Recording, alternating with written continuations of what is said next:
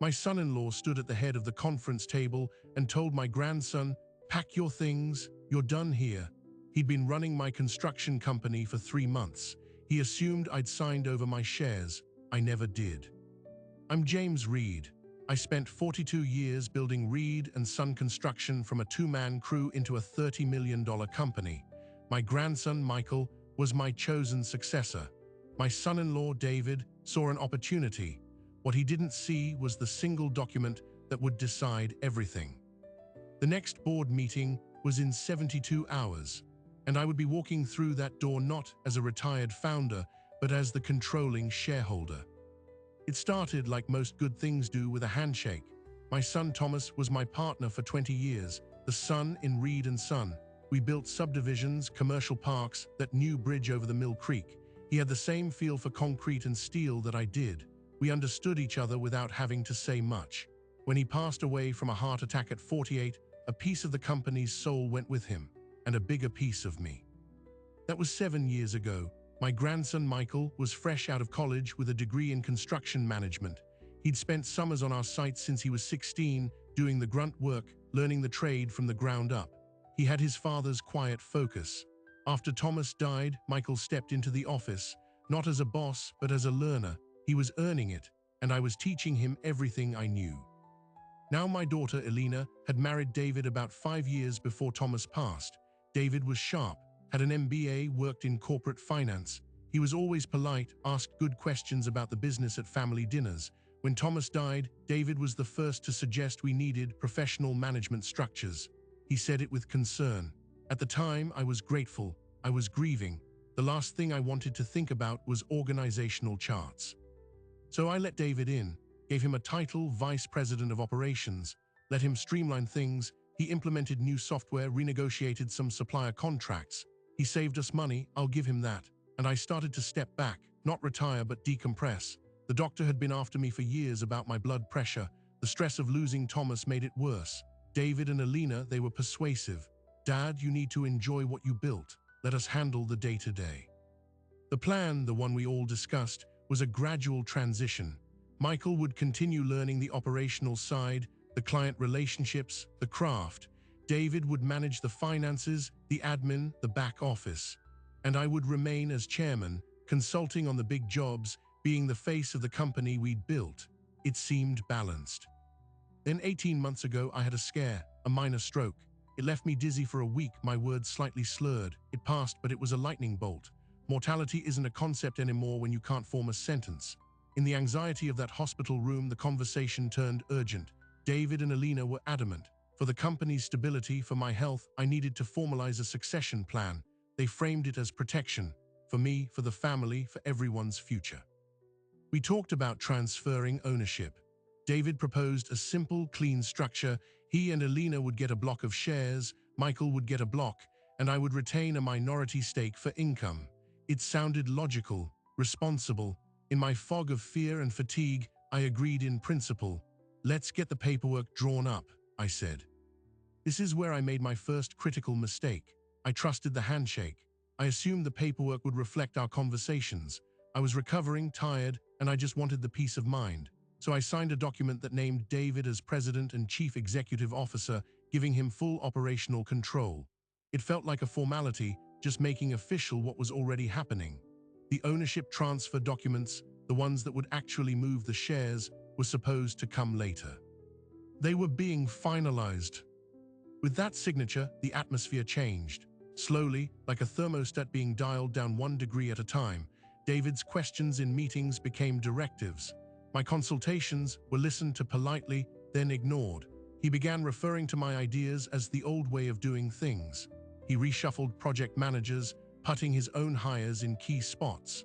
People who were loyal to the Reed name started getting sidelined. I'd hear about it secondhand, from foremen I'd known for decades who'd call me at home, confused. Michael saw it too. He'd come to my house on Sundays, frustrated. David was excluding him from client meetings, dismissing his estimates, calling his methods too slow.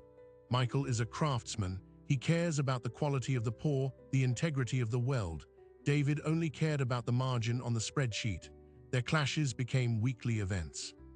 I'd call David, "Hey, go easy on Michael. He's learning." David's tone was always calm, reasonable. "James, I'm just trying to run a profitable business. Michael's a great kid, but he's emotional. This isn't a family hobby anymore." He'd turned my own life's work into a family hobby with one sentence. The final nudge came 6 months ago. David and Alina sat me down. They said the board, which was now just them, me, and our longtime accountant, needed to vote on making my stepping back permanent. For clarity, for the banks, they proposed making me chairman emeritus, a nice honorary title. They said it would free me completely. In that moment, I felt a cold clarity cut through all the fatigue. This was a soft coup. They weren't asking me to step back anymore. They were asking me to leave. But I am, at my core, a builder, and builders read the blueprint before they swing the hammer. I told them I needed to think about it. I needed to review everything with my own lawyer. David's smile tightened. "Of course, James, take all the time you need." That night, I didn't call a lawyer. I went to my home safe and pulled out the company's founding documents, the original operating agreement for Reed and Son Construction, LLC, signed by me and Thomas 25 years ago. I turned to Article 4, Section 2, Transfer of Membership Interests. I read it, then read it again, and for the first time in years, I smiled. The agreement was crystal clear. Any transfer of ownership shares required a unanimous vote of all members. Not a majority, unanimous. And there was only one other living member on that original document, me. Thomas's interest had passed to Michael through his estate, but that was a separate, individual holding. The controlling block, the 51%, had always been mine. I had never voted to transfer it. Not to David, not to anyone. All those paperwork delays. They had left me in full legal control. I placed the agreement back in the safe. I didn't say a word. I decided to let the play run. I wanted to see exactly what David thought he owned. What I saw was a systematic dismantling of my son's legacy. David froze Michael out of the budgeting process. He started referring to certain long-term employees as James's people. The culture of the company, the family feel we'd nurtured for decades, turned cold and corporate. My phone stopped ringing with business questions. I was a ghost in my own machine. Then 3 days ago, Michael called me, his voice shaking with rage. David had called him into his new corner office. No warning. David told him the company was moving in a new direction, that his position was being eliminated. He gave him 1 hour to clear his desk and turn in his key. Security would escort him out. Michael asked, "Does my grandfather know about this?" And David, my son-in-law, the man who married into this family, looked at my grandson and said, "Your grandfather doesn't own this company anymore. I do." I listened to Michael's story, and I didn't feel anger. I felt a cold, focused certainty. It was the same feeling I'd get on a job site when I saw a load-bearing beam was cracked. You don't get emotional. You just know exactly what needs to be done, and you do it. I told Michael to come straight to my house. Do not go back to the office. Do not engage. Then I called the one person I knew I could trust implicitly, Susan Park, the same attorney who'd helped me years before with a property dispute. She was sharp, relentless, and understood that some battles aren't about money, they're about legacy. "James," she said when I explained the situation, "I need to see every document you have. The original operating agreement, the corporate bylaws, the document you signed making David CEO, everything. And I need you to not say a word to anyone until I tell you to." For the next 48 hours, my house became a war room. Susan pored over the paperwork. The more she read, the more she nodded. "He's operating on a massive assumption," she said, tapping the original LLC agreement. "This document is ironclad. You never consented to a share transfer. You are the majority member. He has zero equity. He's just an employee you gave managerial authority to, an employee who just fired a partial owner." That's when we saw the next move. Buried in the corporate bylaws was a clause. Any member holding at least 20% of the company could call a special meeting of the board. Michael, through his inheritance from Thomas, held 24%. David, in his haste to remove Michael, had given us the legal trigger we needed. Susan drafted the notice. We called the meeting for Friday at 10 a.m., the stated purpose, to address the unlawful termination of a member and discuss the future leadership of Reed and Son Construction, LLC. We sent it by certified mail to David. to our accountant who served as the third board member, and to the company's registered address. The reaction was instantaneous, and it came through my daughter. Elena showed up at my door that evening. She didn't look like my little girl anymore. She looked like David's chief negotiator. "Dad, what is this?" she said, waving a copy of the notice she'd gotten from David. "A board meeting after everything we've done for you, for this company." I stayed calm. Michael is a part owner of this company, Elena. David had no authority to fire him. The meeting is to correct that. She laughed, a short, bitter sound. "Part owner? Dad, you're confused. You signed over control. We are running the company now. This stunt is just going to embarrass everyone. Especially you. The bank's our surety company. They need to see stability, not some old man's tantrum." Hearing her say that, parroting David's words, was a physical pain, but it clarified everything. This wasn't my daughter talking. This was the person David had convinced her to become. "The meeting is on Friday," I said quietly. "You and David should be there." "We'll be there," she snapped, "and we'll have our lawyer there too. This ends on Friday." After she left, the silence in the house was deafening. I thought about my wife, Helen. She'd been the heart of our family, the peacemaker. She'd loved Elena fiercely. I wondered what she would think seeing this rift. I knew exactly what she'd say. "James, you fight for what's yours. You fight for your grandson, but you leave a door open for your daughter to come home." I intended to do both. The next day, Susan called with a complication. David's lawyer, a slick corporate attorney named Gerald Hutchins, had contacted her. He claimed to have a signed, notarized document showing my intent to transfer my shares to a family trust, a trust David controlled. He said if I proceeded with the board meeting, they would sue for breach of fiduciary duty and tie the company up in litigation for years. Susan was unfazed. "James, did you ever sign a document like that? A letter of intent? Anything?" "No," I said, my memory clear. "We talked about a trust, but I never signed a thing. The only thing I signed was the document making him CEO."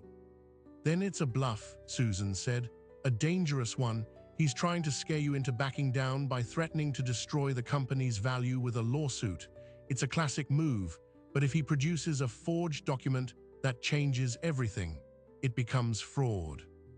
We had 2 days until the meeting. The pressure shifted from emotional to existential. David wasn't just trying to push me out. He was willing to burn the company down around us if he couldn't have it. I thought about the 87 employees, the projects half built, the reputation I'd spent a lifetime crafting. All of it was now a pawn in his game.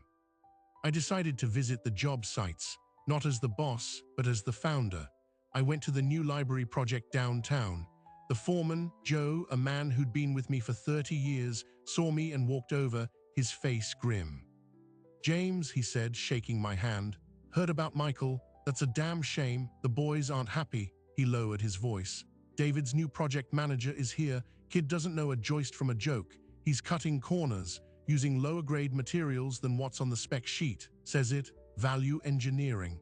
I know what it is. It's a liability waiting to happen." That was the pivot. It wasn't just about power or pride anymore. David was compromising the very thing I'd built, a reputation for quality, for doing it right. He was gutting my son's legacy from the inside out, turning our name into a shortcut. The company wasn't just an asset to him, it was a piggy bank to be raided. I drove back home, a new resolve hardening. This wasn't a family disagreement. This was a hostile takeover, and I had the legal authority to stop it. But knowing you have the power and wielding it are two different things. The board meeting would be a public execution of David's ambition. It would humiliate him. It would likely destroy my relationship with my daughter. The cost was becoming terrifyingly clear. The night before the meeting, I couldn't sleep. I sat in my study, looking at a picture of Thomas and Michael, both in hard hats, standing in front of the finished Mill Creek Bridge. I had built something to last, and I was about to use the full force of the law to protect it from my own family. At 7 a.m. on Friday, Susan met me at my house. She had a folder containing certified copies of the operating agreement, the corporate records, and a prepared statement. She also had one more piece of advice. "James," she said, "today you are not a grandfather, you are not a father-in-law. You are the majority shareholder of a company that is being mismanaged. You speak that language, you show the documents, you vote your shares, let the law do the talking. Do not get drawn into the family drama, that's what he wants. I nodded, putting on my sport coat, the one I wore for final walkthroughs with big clients. It was my armor. We drove to the office in silence. My office, the building I'd paid for with the profits from 1,000 poured foundations. As we pulled into the parking lot, I saw David's new German sedan parked in my reserved spot. A small, petty power play. I let Susan pull into a visitor spot. We walked through the front doors. The receptionist, Martha, who'd been with us for 20 years, looked up. Her eyes went wide, then filled with relief. She gave me a small, almost imperceptible nod. I could hear David's voice coming from the conference room. He was already holding court. I took a deep breath, adjusted the folder under my arm, and walked toward the door. Susan was a step behind me, a calm, professional presence. This was it, the moment the blueprint met the real world. I pushed the door open. The conference room fell silent. David was at the head of the table, our family accountant, Bill, to his right, and his lawyer, Gerald Hutchins, to his left. Elena sat against the wall, her face a mask. David recovered first, flashing that smooth, corporate smile. James, Susan, glad you could join us. We were just discussing the unfortunate necessity of restructuring. I didn't return the smile. I took the seat at the opposite end of the table, the one that had always been mine. Susan sat beside me. She placed her briefcase on the table with a deliberate click. This meeting was called by member Michael Reed, Susan began, her voice clear and devoid of warmth, to address his unlawful termination and the ongoing mismanagement of Reed and Son Construction. We'll dispense with the pleasantries. Mr. David Reed, you are not a member of this limited liability company. You are an employee. You have zero equity. Therefore, you had no authority to terminate another member. David's smile didn't waver. He nodded to his lawyer. Gerald Hutchins opened a folder. That's a bold claim, counsel. We have here a notarized letter of intent, signed by James Reed, indicating his clear intention to transfer his majority stake to a family trust for succession purposes. Based on that intent and the subsequent management agreement, my client has acted in good faith as the de facto owner. He slid a copy across the table. I looked at it. It was my signature. It looked perfect, but I had never seen this document before in my life. A cold trickle of fear ran down my spine. Forgery. Susan didn't even pick it up. She looked at Hutchins. Is that the original? It's a certified copy. You need to examine the original, of course, and we'll be retaining a forensic document examiner, but that's for later. She opened her own folder. Because it's irrelevant. The operating agreement of this LLC, dated October 12, 1998, governs all transfers. Article 4, Section 2, I'll read it. Any transfer of membership interest requires the unanimous written consent of all members. She looked up. The only other member at the time of this alleged letter of intent was James Reed. He never gave written consent. Therefore, no transfer could occur. The 51% controlling interest remains, legally and irrevocably, with James Reed. She placed a certified copy of the operating agreement on the table, then another document. And here is the corporate registry from the Secretary of State, current as of yesterday.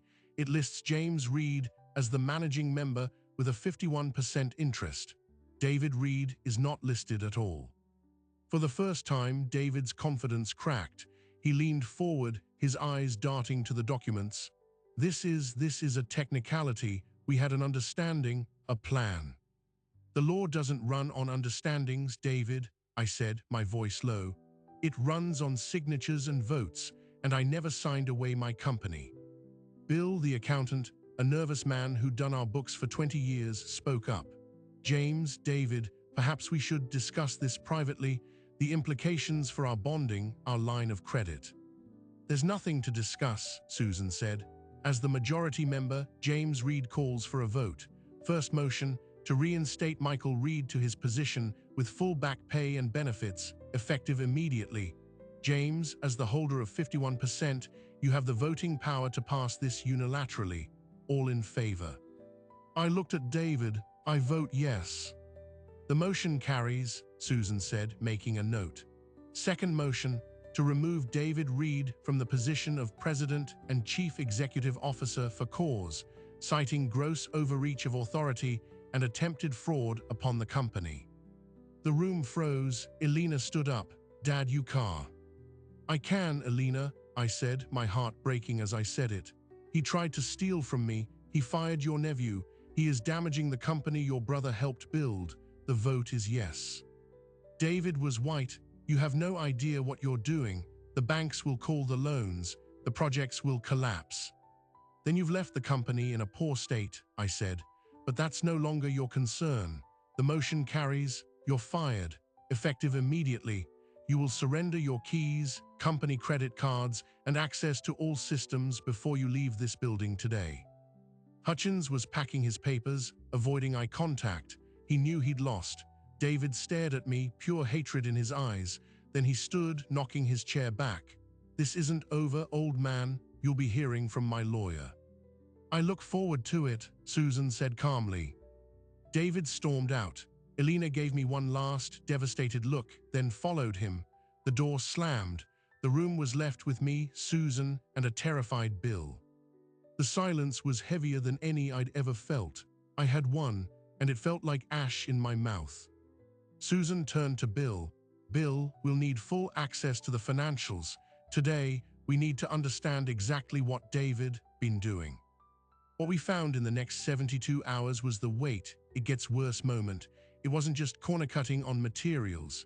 David had taken out a second line of credit against the company's assets, $1.5 million, without proper board approval. The paperwork was sloppy, but the money was gone, not invested in equipment or inventory. It was just gone. Worse, he'd renegotiated our primary bonding agreement, the thing that allowed us to bid on big projects. To get better rates, he'd personally guaranteed it. And in the small print, he'd used the company's assets, including my name, as collateral without my consent. If we defaulted, they could come after everything. Susan put her head in her hands. James, this is fraud, plain and simple. We have to go to the police, and we have to notify the bonding company immediately. Going to the police meant prosecuting my son-in-law. It meant my daughter's husband facing criminal charges. It would tear my family in two permanently. But not going to the police meant becoming an accomplice after the fact.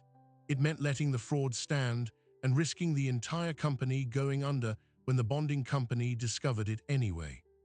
I thought of the employees, of Michael, of the bridges and buildings that carried our name. David hadn't just tried to steal the company, he'd planted landmines all around it on his way out. I made the call to the bonding company's fraud department. Then I called a detective I knew from the county's economic crimes unit. I gave them everything: the forged letter, the unauthorized loan documents, the personal guarantee. The fallout was swift and brutal. David was arrested 2 weeks later for wire fraud and forgery. The bonding company froze our accounts, paralyzing our active projects. We were days away from missing payroll. The victory in the boardroom had saved the company's soul, but it had pushed its body to the brink of death. I had to mortgage my own house, the one Helen and I had paid off, to make payroll and keep the lights on. I moved back into the office, working 18-hour days alongside Michael and the few loyal managers we had left. We had to rebid every project, renegotiate every contract, and prove to a skeptical industry that Reed & Son wasn't a sinking ship. One cold March morning, as I was reviewing a stack of lien waivers, my receptionist said my daughter was here to see me. I hadn't spoken to Elena since the board meeting. I told her to send her in. She looked exhausted, no longer David's envy, just my tired, heartbroken girl. She didn't sit. He's facing up to 10 years, Dad, she said, her voice hollow. I nodded, I know. Did you have to do that? Did you have to destroy him? I looked at her, all my own exhaustion rising to the surface. Elena, he was destroying everything your mother and I built. He was stealing, he lied, he fired your brother's son. What was I supposed to do? Give him a pat on the back and a gold watch?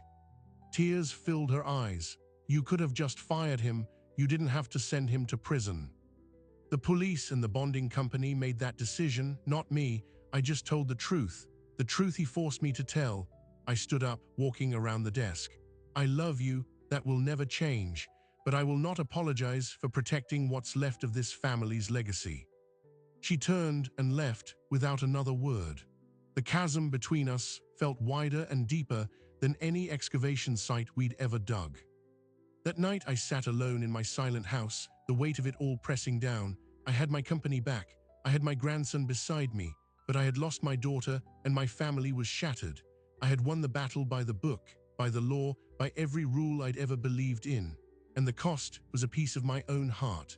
The foundation of the company was secured, but the foundation of my family felt like it had been poured on sand. Rebuilding a company is like rebuilding a bridge while traffic is still trying to cross it. There is no pause button. You have to shore up the supports, replace the broken pieces, and maintain the flow all at once. That spring and summer were the hardest work of my life, harder than digging foundations in frozen ground, harder than the first year I started the business. Michael and I became a team in a way we never had been before. It wasn't grandfather and grandson. It was two partners in a foxhole. We met with the bonding company every week, providing transparent audits, opening every book. We personally visited our biggest clients, looked them in the eye, and told them what had happened. Some walked away, but most stayed. They'd done business with Reed and Son for decades. They trusted the name, and now they saw the real people behind it again. We paid back the fraudulent line of credit with the mortgage from my house and a painful but necessary bank loan that I had to personally guarantee for real this time.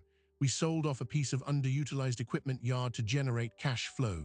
We trimmed where we could, but I refused to lay off a single tradesman. The people in the field were why we had a reputation at all. The cuts came from the top. My salary went to zero. Michael took a bare minimum. The office staff took temporary pay reductions with a written promise of repayment with interest once we stabilized. They all agreed. Their loyalty humbled me. David's criminal case moved slowly through the system. He took a plea deal to avoid trial, 2 counts of wire fraud and 1 of forgery. He was sentenced to 3 years in a minimum security facility, with eligibility for parole in 18 months. The judge cited his lack of prior record and his restitution agreement. Part of the plea required him to sign over any claim to the company and to cooperate in untangling the financial mess he'd created. It was a cold, clinical end. There was no dramatic courtroom speech, just the quiet click of a handcuff and a deputy leading him away. I didn't feel victory watching it.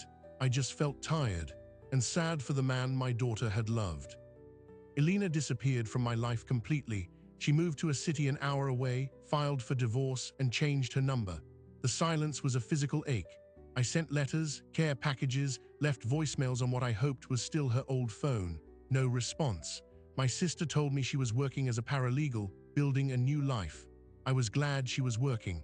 I was heartbroken she was doing it without me. Then, in the fall, about 8 months after the board meeting, the phone rang at my office late on a Tuesday. It was Elena. Her voice was small. "Dad, I'm here, sweetheart.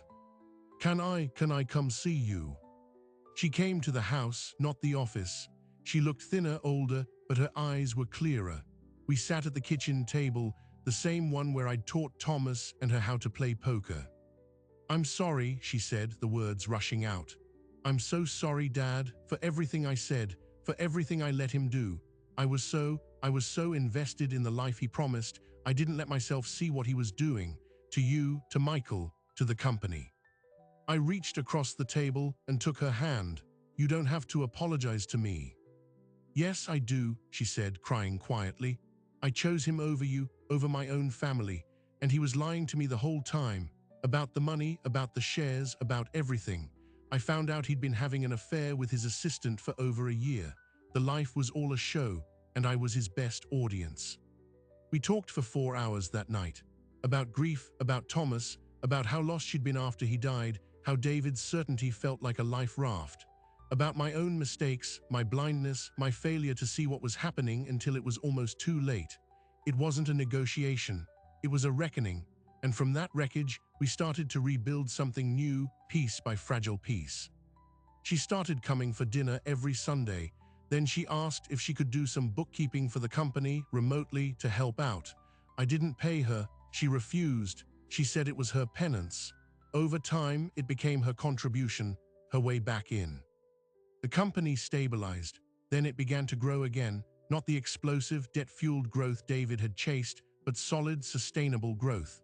Michael earned his stripes not because of his last name, but because he was a damn good operator. He understood the numbers, but he never lost his feel for the work. He'd still go out to a site and pick up a shovel if he saw a crew was behind. The men respected him for it. 2 years after the board meeting, on a bright May morning, I called Michael and Alina into my office. I had 2 envelopes on my desk. "I'm 70 years old," I said. "My bridge-building days are done. It's time." I handed Michael the first envelope. "This is a resolution naming you president of Reed and Son Construction. The vote is unanimous." I smiled. "You've earned it 100 times over." I handed Alina the second envelope. "This is a stock certificate. For 25% of the company, it's from my shares. It's yours, not because you're my daughter, but because you've fought to come back and help save it. You are a part of this legacy too." They both cried. I might have gotten something in my eye as well. Here is the final surprise, the one I didn't see coming. Last year, Michael got married to a wonderful woman named Chloe, an architect. They just had a baby boy. They named him Thomas, after my son, after his grandfather. I hold him now, this little Thomas, in the same rocking chair where I held Michael 30 years ago. He has the Reed eyebrows, no question about it. Alina comes over all the time, the doting aunt. The house that felt so empty and heavy with silence is now filled with baby sounds and laughter, and the simple chaos of a family that's been through the fire and found its way back. David was paroled after 22 months. I heard through the grapevine he moved out of state, took a job in sales. I wish him no ill will. He was a man who saw a structure and thought he could take it over without understanding what held it up. You can't own something you don't understand. People ask me if I regret it. The battle, the cost, the pain, I tell them the truth. I regret that it had to happen. I regret the years lost with my daughter, but I do not regret protecting what was mine. A company is more than an asset. It's a promise you make to your customers, to your employees, to your family. It's a testament to the belief that doing things right matters. That 51% wasn't just a number on a page. It was my word made concrete. It was the foundation. And when someone tried to knock it out from under us, all I did was point to the blueprint and say, "This is what we built, and it holds." They say only about 30% of family businesses make it to the second generation. I never gave much thought to that statistic until I became one of them. I used to think that number was about money, about market shifts, about bad luck. Now I know it's about something more human. It's about the space between a handshake and a signature, between what we promise and what we put on paper, between the family we're born into and the one we build for ourselves. What happened in my company wasn't unique. It's a story that plays out in quiet boardrooms and at tense dinner tables every single day. A founder's reluctance to let go, an heir's sense of entitlement, an in-law's ambition. Mix in grief, fear, and a lot of money, and you have a recipe for explosion. The only question is who gets there first with the blueprint. For years, I thought the foundation of my business was concrete and rebar. It turns out, the real foundation was a set of rules we'd written down 25 years earlier and then almost forgotten. A single paragraph in an operating agreement that outlasted every assumption, every emotional plea, every threat. In the end, the law wasn't a weapon. It was a tool. The same way a level tells you what's straight and what's not, that document told us what was true and what was not. I learned that boundaries are not walls. They are the load-bearing lines that tell you where your responsibility ends and another person's begins. Saying, "This is mine," is not selfish. It's the prerequisite for being able to say, "This is for you." You can't give away what you haven't secured. My story isn't a victory of one man over another. It's a testament to the idea that some things are worth the fight, even when the cost is written in tears and lost time. It's about the resilience of a structure that was built to last, and the even more fragile, more precious resilience of the people who live within it. To anyone out there building something, a company, a family, a life, my advice is this: build it well, document it clearly, And understand that protecting what you've built isn't an act of aggression. It's an act of love for everyone who depends on it. The strongest foundations aren't just poured, they are defended.